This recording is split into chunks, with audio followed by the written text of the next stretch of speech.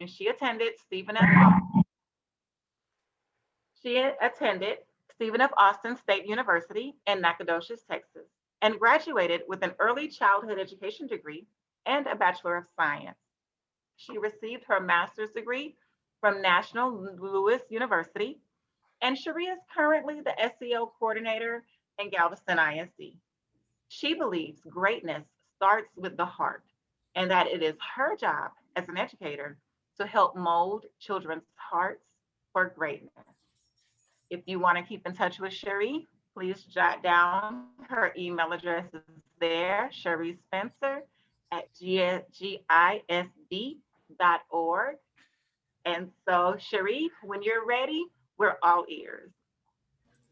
Thank you, Avonda. That was really great. I appreciate it. And before I introduce myself, I heard my name a lot through that, but I really want to take a minute to recognize my team members that are on this screen, because without them, what I'm about to present wouldn't be possible. I'm always about a we and not an I. And so I just want to take the time in this space to just thank them and to recognize them for their work here in Galveston, because they really are the ones that have made it happen. So thank you, team, who are here to support and to be here for everybody. I really appreciate you. And then me, Cherie, I am, of course, the SEL coordinator, but also more importantly, as a human and a person, I am the parent of 3 children, little babies that you will see on the screen shortly. They are 7, 4, and 3, and they are my life. They keep me young. They keep me guessing every moment of my day. And then, of course, my husband, who is there to support and have a shoulder to talk to, but also to yell at. So I appreciate him too. And then next to my children is the word believe. So that word believe has been my one word for the year, and I actually think it will continue into the 21-22 school year. Every morning recently, I have gotten up and just repeated that word over and over and over again. It has gotten me through some tough times, and at the very end of this, you will see a quote that resonates with that, because as you're starting a movement or initiative, you're gonna come across walls and you're gonna wanna give up. And so that word believe has kept me moving forward during those times. So that's that slide in a nutshell. And then also just speaking to about why I felt I needed to speak up during this time together is I have seen a small but mighty change here in Galveston due to the partnership with Fuel Ed. And I felt it was my obligation to speak up around the impact that the relationships have had and through our school leaders. And I honestly believe that Fuel Ed was that pebble that was dropped into the water that has now created this ripple effect for the past 3 years, I believe. And so it's been an honor to be a part of Fuel Ed and to learn from you guys as well. And then just my experience with Fuel Ed, especially with the empathy training, I loved the affirmation circles. That is something that I just stepped away with, and I appreciated it because it was more of learning about myself, that whole experience. And then at the end of the experience, just the affirmations that you found yourself giving to people that you didn't even know, but you felt like you were walking away from family because of the experiences and the stories that were shared during that 3-day training. So that was my big takeaway from my experience with Fuel Ed thus far. So I just wanted to share that too. It's been amazing. And so into our journey of student voices. So on the next slide, we are going to talk about what the problem was. Why did we choose to embark in this journey around student voices? And so what we found is that there are these multiple forms of tug of war going on, not only in education here in GISD, but just education in general. So you have your personal life versus work life. You have your student home life versus school life. You've got what teachers want versus what students want that are going back and forth. And then of course you have the academics versus social emotional needs. So you've got all these forms of tug of war that are going back and forth and fighting for attention and what is right and who should say what. And so through these multiple forms of tug of war, we were left with a lack of emotional safety for our students amongst teachers and staff.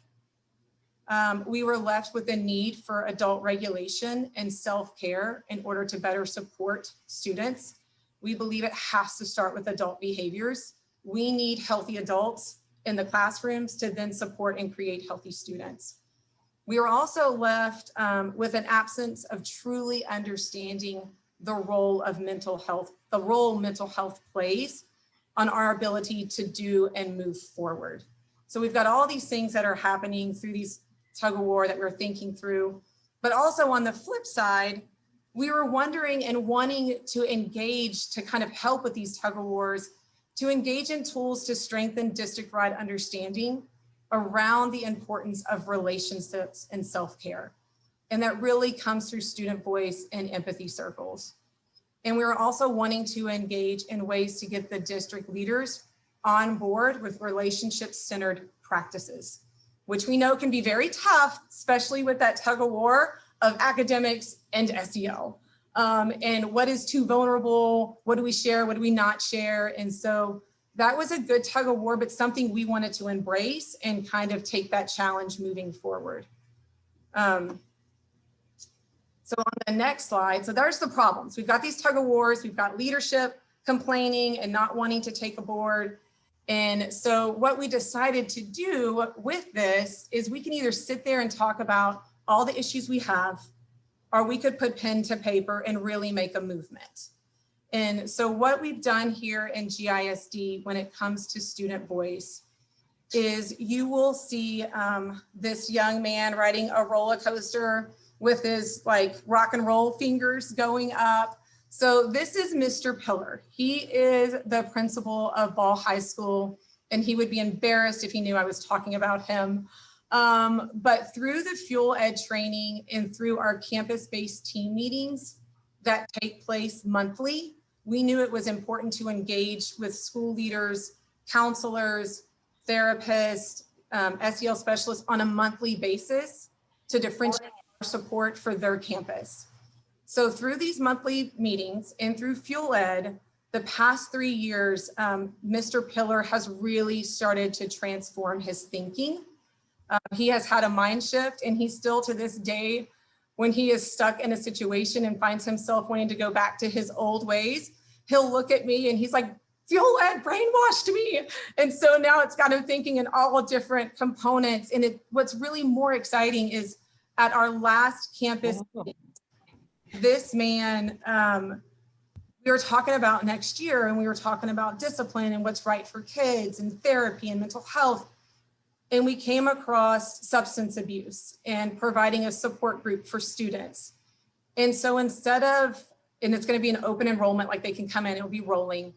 So instead of kids going to DAP to get these groups for substance abuse or getting in trouble for it, he has said that they can stay here at Ball High as long as they attend the group.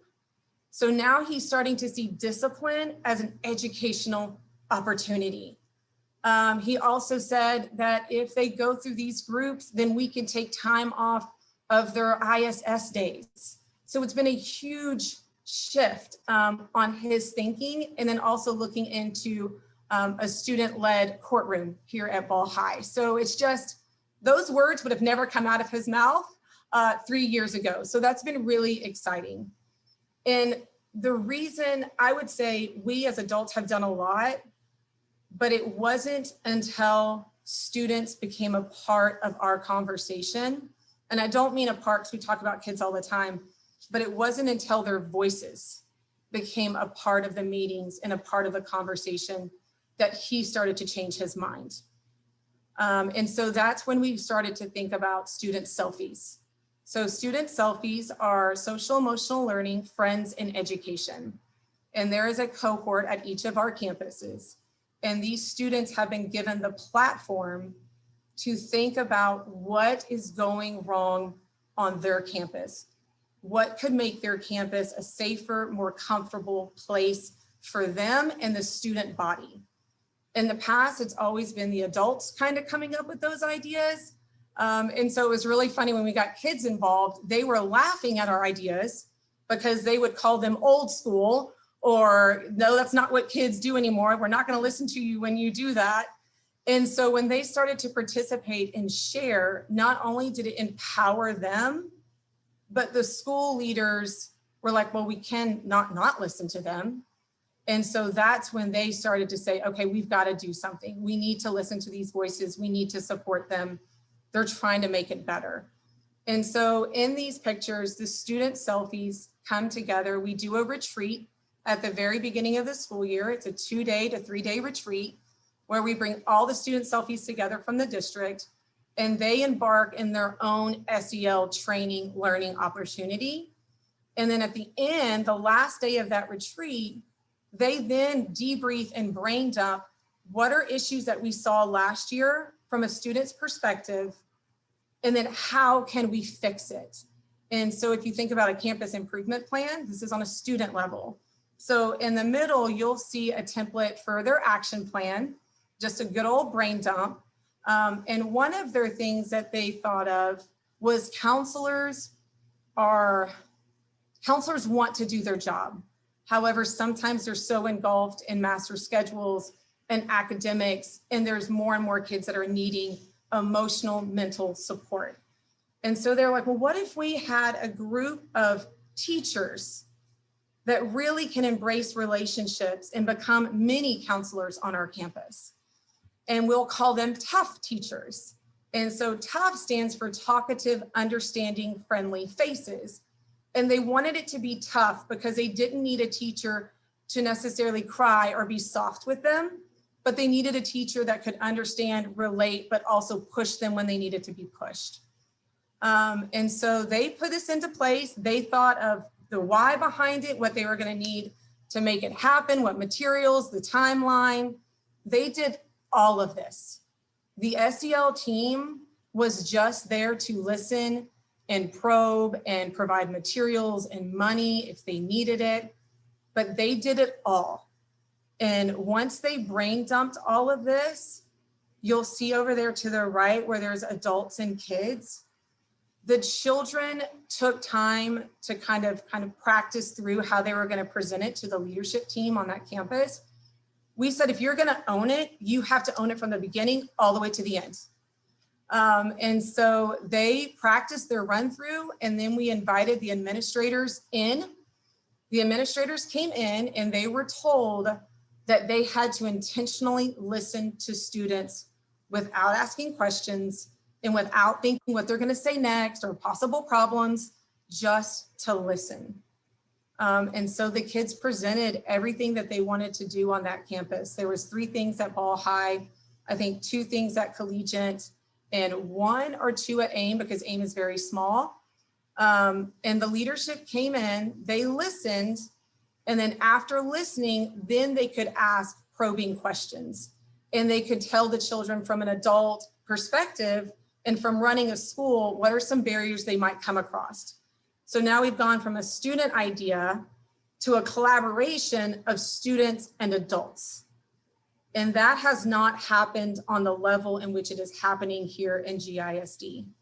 That they are now coming together, listening to one another, and giving students the platform to make change.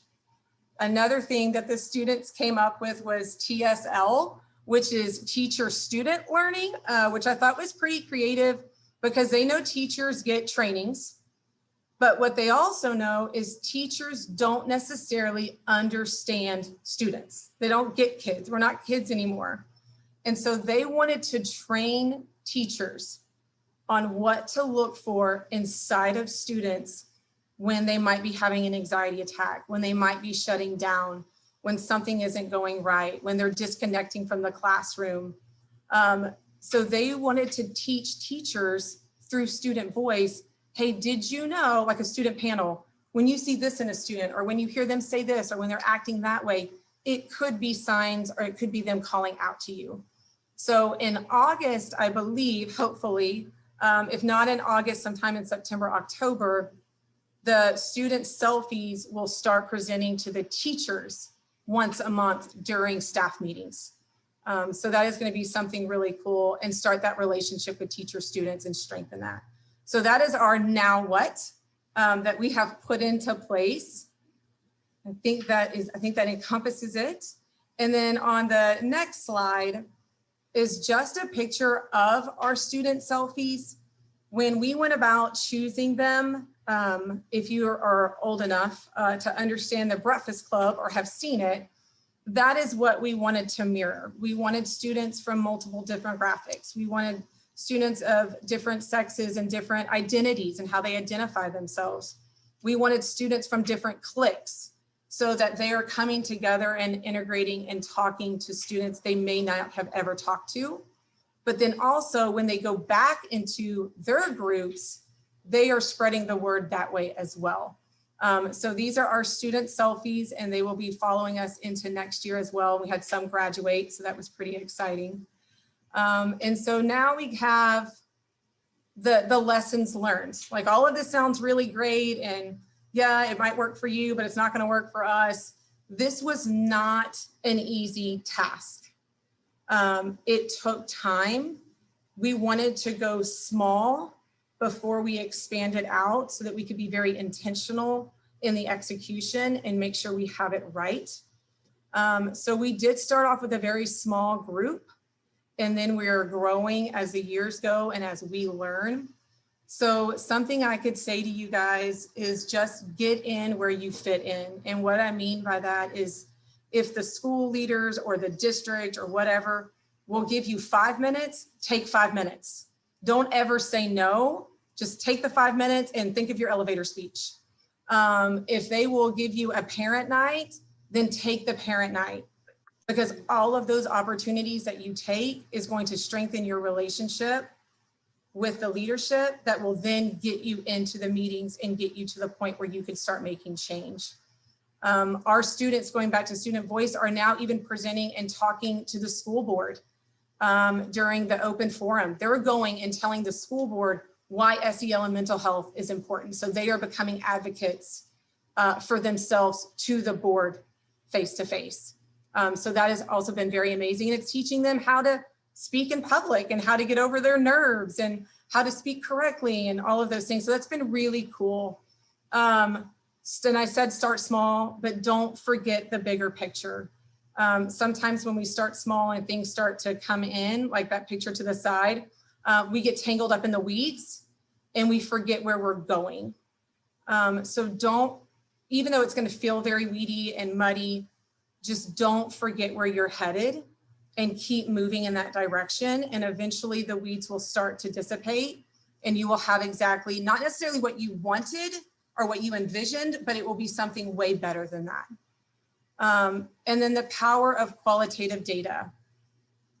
And I know students, administrators and leaders are all about numbers, but student voices give you the qualitative data you need to make movement. Capture those moments of success, not only for momentum and buy-in, but also for you when you're feeling like, okay, this isn't working, we're not making a change. Keep that qualitative data, keep what people are saying, what they are noticing to keep you going and keep that spark alive. And then last but not least, empathy circles we have embedded on all levels. We are doing empathy circles with our teachers. The SEL team are leading those. And that's giving them a platform to just be in a safe place and to open, especially this year, and to share their stories and their stressors. I am leading empathy circles with our district administrators. And when I say that, let me be real, there are 6 that show up, but I'm gonna take those 6. If you haven't heard the story, one starfish at a time, keep doing it, keep plucking it away. And one of those 6 is the assistant superintendent. And if they start to feel it, then it will spread. So just keep moving. And students have also embarked in our campus-based team meetings as well. So they are invited to meetings and to participate. And then last but not least, I want to leave you with this quote. There was 2, so I just chose one. If one dream should fall and break into 1,000 pieces, never be afraid to pick up those pieces, to pick up one of those pieces and begin again. And a lot of people quit right before success. So pick up that piece, keep moving along. Student voices are worth it. And once you even have 3 students that have the courage to speak up and be a part of something, it is amazing what will come from it. And that is it. I hope I covered everything. There's so much to talk about. Great job, Cherie. Thank you so very much. I am going to go ahead and open the floor for questions and answers. Would anyone like to ask Cherie any follow-up questions? Do you have any pressing wonderings going on that you'd like clarification about? If I could just jump in, I don't need clarification. I just want to say bravo as a nonprofit leader. And you know what, we're trying to do the same thing as you're trying to do with the kids, also with the parents, because kids from struggling parents don't know how to advocate for themselves. And you just gave such, I mean, I thought I knew what I was doing till the day. And it's like, oh, this is what I'm doing. So thank you. And Daryl, if I could add to the nonprofit side, we do collaborate with Nonprofit Family Service Center, and they have what's called TIFU, The Future Is Us, and they are taking the student selfie and doing it on a community level. So they would be a really good outreach for you and kind of pick their brain too. Where is that at? The Future Is Us? Yes, sir, in Galveston. So I'm in Ann Arbor, Ypsilanti, Michigan. So thank you guys. Yes, I had a question. I guess I should start my video.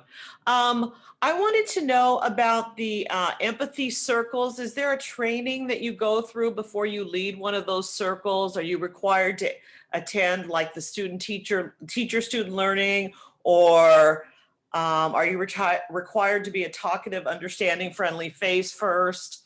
What is the sequence of where you get to each level as far as being an adult facilitator? That is a great question. So the empathy circles started with the experience of Fuel Ed. And so we kind of took that on ourselves, and the SEL specialists lead those, and that is open to everybody and anybody, but they lead them. But we also have teacher selfies. So that's a whole nother component of adult voice. And so we are currently training them and supporting them to step up to lead those empathy circles. And then when it came to tough teachers, this was also crazy, is we put it out there, teachers could sign up to become a tough teacher, but the students got to say yes or no to them, whether they thought they were legit or could handle what they were envisioning. They got to approve or deny teachers. But what was really even more amazing is kids are so forgiving and so thoughtful that they said, even though we might not get along with this teacher, there might be at least one student on our campus that does. So how do we say no? And that, I did not say those words. That was all them. So yeah.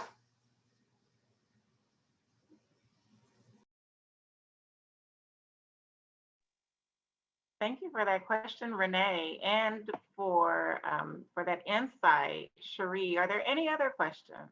If not, I have one. Selfishly, I have one, Cherie. What surprised you? What has surprised you thus far? So there's a lot of things that surprise us. I would have to say, I guess it probably surprises a lot of people is as you learn more and you embrace social emotional learning and students and seeing them in a different light, I guess you get surprised every day from those who don't yet. And so that has been a really big surprise, is like, how do you not see it? How do you not understand that this is the plate that academics needs to build off of? So that's a continuous surprise, but we always say they're not there yet. Another surprise has been just, I guess the surprise has been even the leadership. Okay, so there was leadership that didn't want SEL. and they uninvited us from their campus. And it was heartbreaking. But what has been really a good surprise is because of everything that the team has done in student voice, this campus actually reached out to us last year to interview, to be a part of the movement. And so even though you think that there's no hope for them, if you are successful and keep, like what I'm saying, stay out of the weeds and keep your eye on the bigger picture, those late buy-in people will come. And that's when you're like, hell yeah, we did it. So just stay the course. So that's been a surprise. One of the things I've observed as an outside critical friend to the project was there's no middle ground. People who are in with both feet, with their whole family. I'm going to bring everybody else in. And those who are out don't even want to play. But then those that are in become powerful advocates with others and start working on their peer group. That brings in, like she mentioned, the principal. I've worked with that principal now for 11 years. When he came on board, I went, you're in. Because I know the level of commitment that he would put behind it. And different times he'll catch me in the hall and say, now don't tell Cherie I said this, but, and then he'll sing her praises.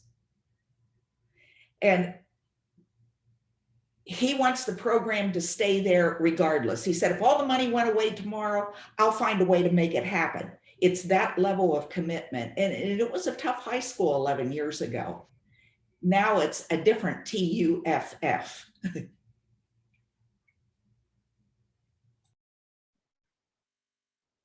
If I Thank could, you for those insights, Carol. Oh, go ahead, El.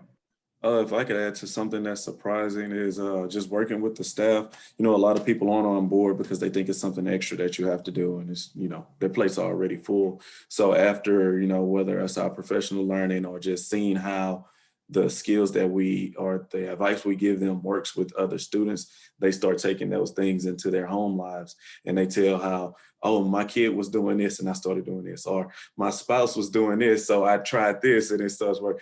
Like, so just that they're taking the skills and implementing them out, I guess, within the community and in their home lives. So it's spreading at a more rapid rate than I guess maybe we even expected.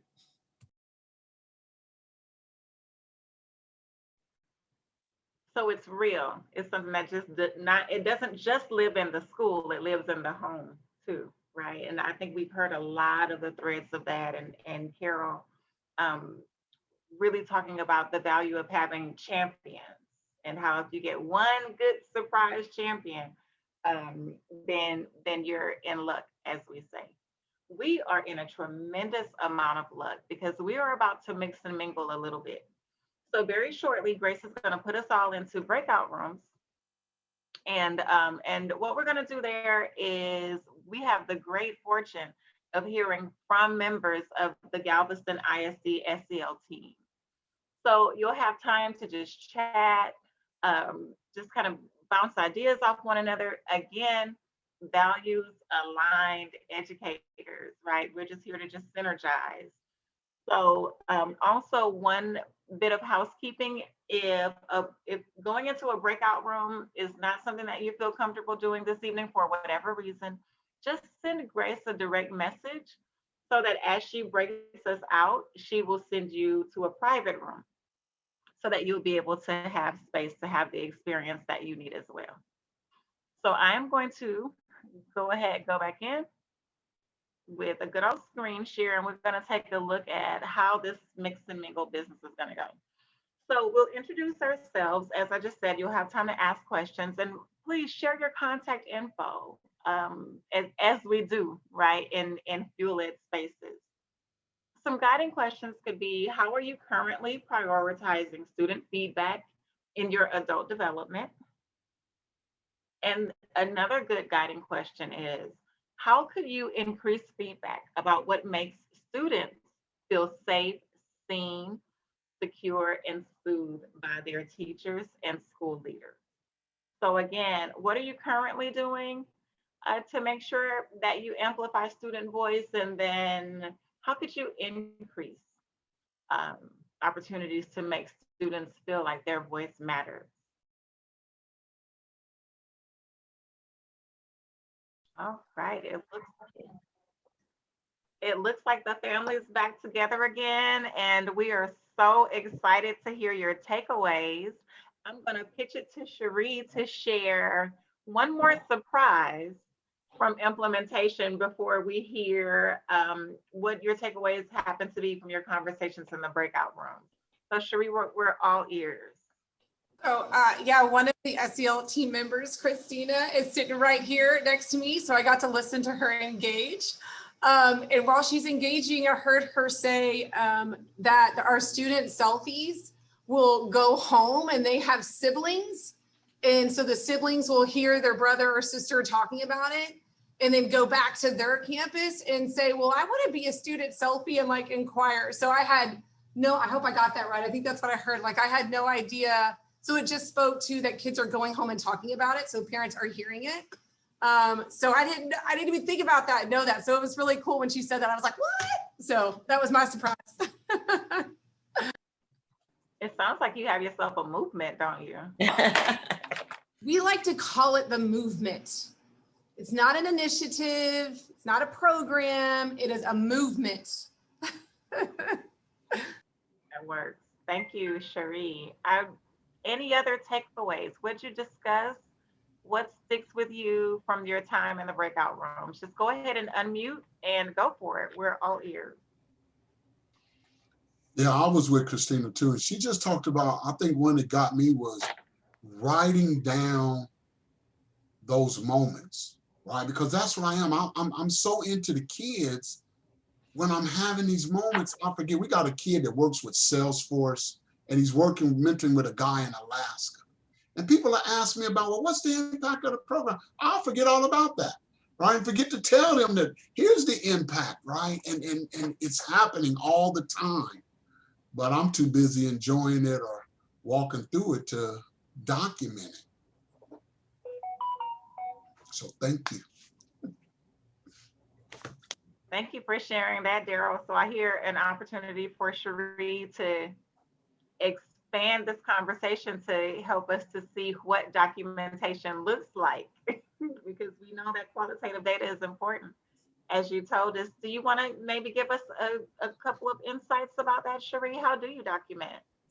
Well, that's, and then I saw Julian too, and I don't want to take her time or his time, Joseph, but the qualitative, anytime it comes up, hey, anytime it comes up, the SEL specialists will like capture it and send it to a lady by the name of Priyanka. And so she's the one that collects all of our data and houses it for us. If we send it on Facebook, we'll like screenshot it and email it to her, like just anything that comes through, we just try to grab in any form that it is and send it to somebody who just houses all of that information, because then we can use it to funders and to the board and to people who are inquiring, because those pieces, that qualitative data, I think speaks more to the heart, which then will get your people on board.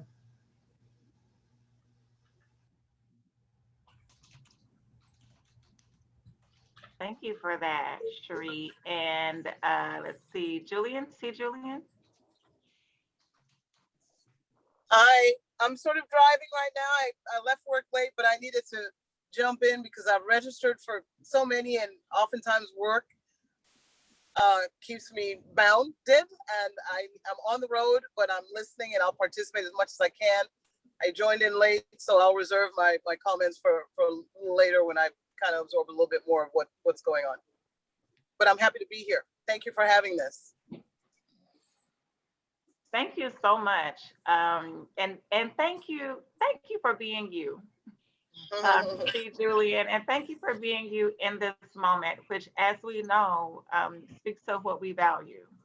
It's really nice to be able to have a place to where you can say, you know what, I'm driving, but I'm here and carry on. So we honor you, and we're really happy that you kept your commitment to the conversation tonight. Thank you. Any other takeaways from your breakout?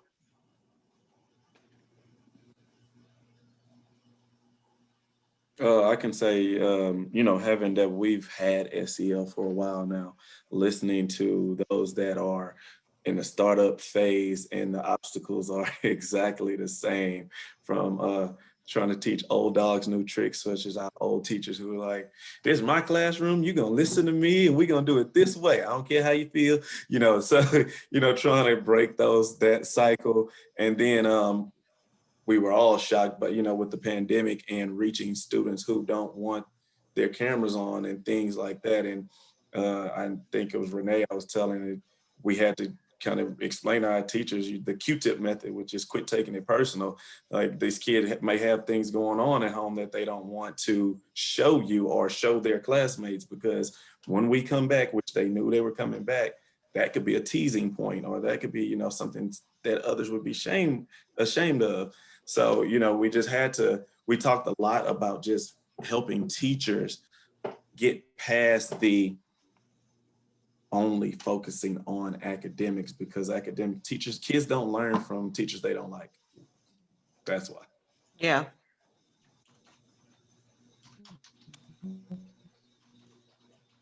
Hi, I would like to, I don't know if Miss Spencer told you guys when she was doing her lesson that our selfie students are from all walks of life. Like, we have those majorly struggling students academically, behaviorally, all the way up to your student athletes. We have all different types of students. And I kind of just want to share a success story with one of our students who was a struggling student that we had starting his sophomore year. And he was, you know, was struggling behaviorally and not making the best choices. And I'm not going to sit here and say that by his senior year, he was a model student. Well, he was a model student. That's the wrong words. I'm not going to say that he didn't do anything wrong by his senior year, but he was like the face of SEL and he spread it everywhere he went. His mother and his grandmother were at everything, like took pictures of every single one of us at our end of the year banquet. And he made the comment to one of our therapists that really and truly, if it wasn't for SEL and me learning these 5 competencies, I don't think I would have graduated. And so that meant a lot to me and to all of us for him to be able to say that. Mm-hmm. So that's just a huge success story from a student who was heading kind of down the wrong path. And it took him learning about himself and how to manage himself and the social awareness and all the relationship skills and responsible decision-making for him to be able to know that that's what helped him graduate from high school. So I just I shared it with my group, but I wanted to share it with everybody. Thank you so much for sharing that with everybody, because as you were sharing, I could clearly let the picture paint itself in my mind of this struggling child who really became a champion. And you know, and often when we think of champions, we think of administrators and high level administrators as champions. And I think we forget, as you have just painted that for us so beautifully, student champions can go a long way, being able to have that model student. And then coming back to Elle, who is the SEL OG. I have to admit, okay, in full disclosure, whenever I see Elle, I just lose it, because Elle was in a leadership institute summers and summers ago. It's been a while. So it's wonderful to see that Galveston is really doing this work for real. And I'm kind of containing myself because I don't want to scare you all, but that's just the fuel-led way. So if you are kind of thinking about bringing us to Australia, hey, Renata girl, I'll come to Australia. I'm kidding, but I'm not. We have not, because we asked not. But if you are thinking about taking advantage of fuel-led programming, just know that you don't just get how to and what. You really do get a community. you really do get people who are rooting for you, like across town, across counties, across the world, even. So it's good to see OG, SEL, OGL in the work, and also helping teachers to understand, yes, the Q-tip method, quit taking it personally, become self-aware so that you can become more empathic with our children. So great work, great job, great takeaways. I saw in the chat, Jim K, I want to honor your share. I'm looking for him. I don't see him on the screen anymore. But to learn, but Just we need also me come to together. share it. I see it, Lavonda. It says this session from Jim K. This session Yeah, is very helpful. I have been struggling emotionally for quite a while. So yeah. I wanted to honor Jim K's vulnerability and willingness to share that with us so that he can be seen. And even though again I don't see his little tile, but but I'm sure we feel that. It's been a long year. The last one never ended, and now we're here, and we are really really in the work for real. Any other takeaways or questions or salient points that you want to share with us?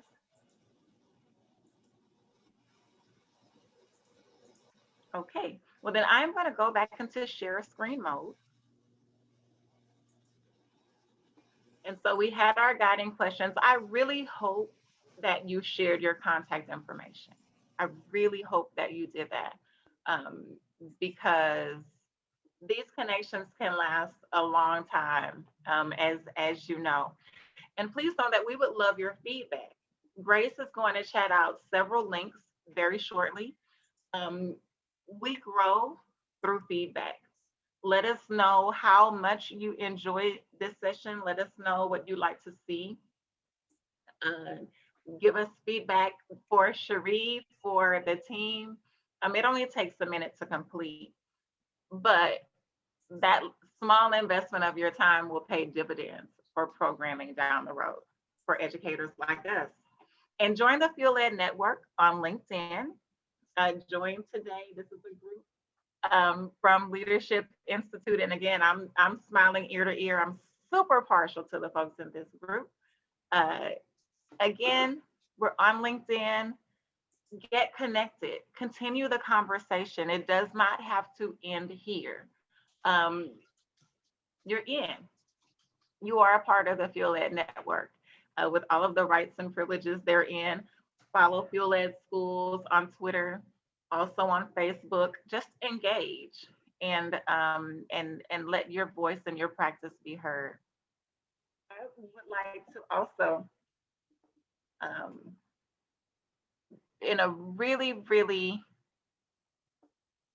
before I do that, I want to encourage you to join the next community gathering. You'll get that information just by staying connected. You'll get the newsletters, read them. Jasmine does a beautiful job with those. Also, look up fueledschools.org/events just to be able to peruse the calendar. And again, LinkedIn, Facebook, Twitter, just join the conversation. And I would like to, on behalf of the amazing Cherie Spencer and the Galveston ISD SEL team, Grace, our tech support lead, and also Nicole on here from Fuel Ed Schools, I would like to wholeheartedly thank you for attending. We appreciate your feedback. We appreciate your energy. We appreciate your dedication. Let us know how your experience was with us. Please let us have that feedback survey. And let us know what you would like more of in the future so that spaces like this can be created for you. So if there are no further questions, just know it has been an honor as always to facilitate this space. I'm Lavondia Menifee, and I don't think I share this. I'm an elementary school counselor in Houston, Texas. I am about to wash off my face and become a person. I'm exhausted. That's who I am because we are in the work, right? Doing our best for the future. So just know the teacher in me honors the teacher in you. Thank you so much for following those links, for events, for feedback, to stay engaged, stay connected. I hope to see you at the next event. Thank you very much. Thank you. Thank you. Thank you. Another amazing one. Juliet did it again. Thank you. Thank you, Mr. Darrell. Thank you. Thank you, everyone. Thank Thank you. you. Good night, everybody. Stay safe. Thank you. You too. Thank you, Adriana. Renata, I'll see you in Australia, girl. I'm plugging it, Grace. We have not because we asked not. I'll see you, Renata. Cherie, you coming, girl? Hey, my bag's already packed. I'm done. Getting in the car right now. I'll pick you up on my way through. Just talk. Just talk. Castaneda said she could fit in my suitcase. She's coming too. Okay, yeah, come on. Good to see you, Emily. Have a good evening. Do we stay on or do we get off, Lavonda? I don't know how.